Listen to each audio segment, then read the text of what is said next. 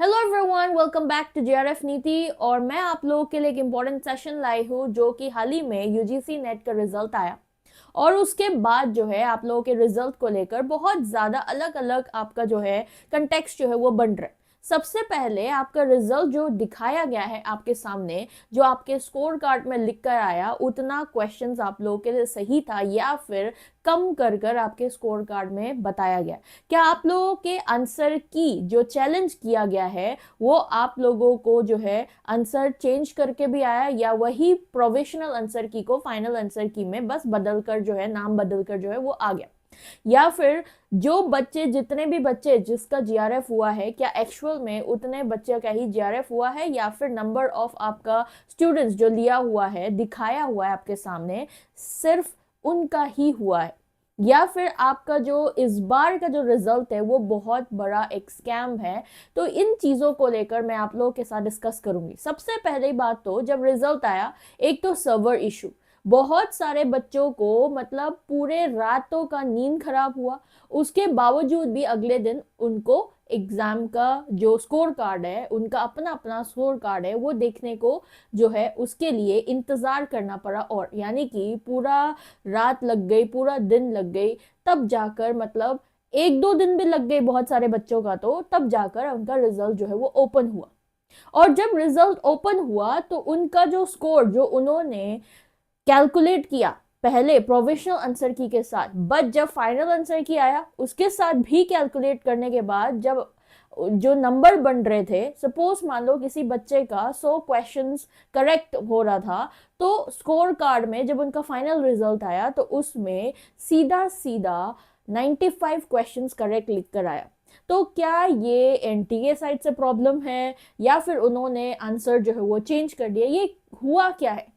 ना तो उस बच्चे को कुछ पता, ना आपके एंटी ने कुछ क्लैरिफिकेशन दिया, किसी को कुछ आइडिया ही नहीं है। तो क्या करना चाहिए इस बेसिस पर? और उसके बाद जो है जितने भी बच्चे का आपका रिजल्ट आ गया, जैसे मान लो जिन बच्चे का भी आपका जीआरएफ क्वालिफाइड हुआ है, उन बच्चे का अभी तक आपके 100 परसेंटाइल वाला जो बच्चे है, यानी कि जिसका AIR 1 आया है ना, वो कोई सा भी सब्जेक्ट्स पर अभी तक देखने को नहीं मिले हैं। तो इसीलिए ये सवाल उठता है कि क्या आप लोगों के जो नंबर ऑफ स्टूडेंट्स जिन्होंने जीआरएफ क्वालिफाइड है, उतने नंबर्स तो दिखा दिया, ठीक है, बट जैसे पॉलिटिकल साइंस के लिए मैं बात कर सकती हूँ, 537 बच्चों का आउट ऑफ 63,000 जीआरएफ क्वालिफाइड हुआ है। क्या सच में 537 बच्चों को पूरा जो जीआरएफ है वो दिया गया है, या फिर बस वो एक नंबर शो किया गया है हम लोगों के सामने?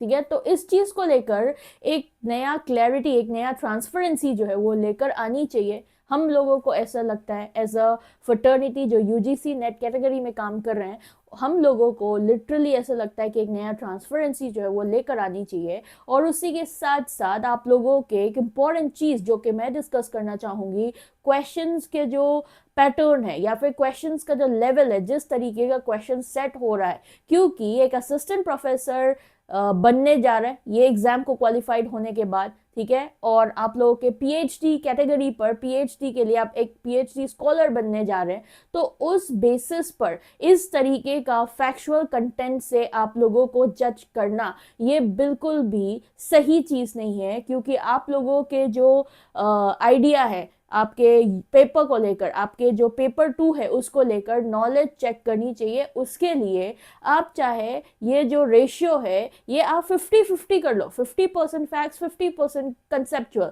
बट पूरे आपका 70-80% पूरा फैक्ट्स डालना, तो ये तो मतलब बिल्कुल भी ऐसा हो गया कि बस आप जिस बच्चे ने रट्टा मार के चले गए, जिस बच्चे का तुक्का भी सही हो गया, उनका एग्जाम निकल गया, तो मतलब वो तो भगवान भरोसे चल रहा है। कोई भी ये नहीं कह सकते कि वो सब्जेक्ट नॉलेज था इसीलिए उनका एग्जाम निकले।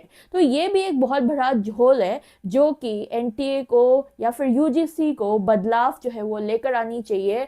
और आप लोगों को क्या लगता है, ये सारे जो इश्यूज है यूजीसी के एग्जामिनेशन को लेकर इस बार जो देखने को मिले हैं, इन चीज को लेकर बदलाव लेकर आना चाहिए या नहीं लेकर आना चाहिए, या फिर जिस तरीके का जो लेवल में कंडक्ट करे जा रहे एग्जाम उस पर भी चेंजेस लेकर आने चाहिए का नहीं लेकर आना चाहिए, कमेंट सेक्शन पर जरूर कमेंट करें और चैनल को सब्सक्राइब कर लेना फॉर फर्दर डिस्कशन।